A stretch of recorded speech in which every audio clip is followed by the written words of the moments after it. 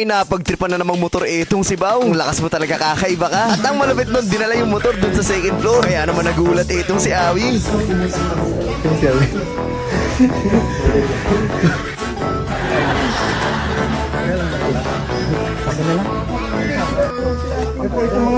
Dahil mas mahirap yung task na gusto namin ilagay sa second floor, lahat kami ay magtutulungan na dito. Ano magaan?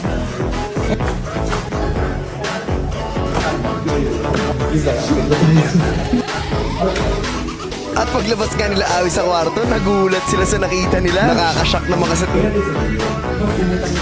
Yung selfie.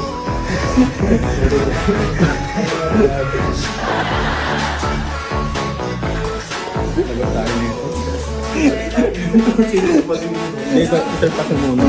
Uy, no!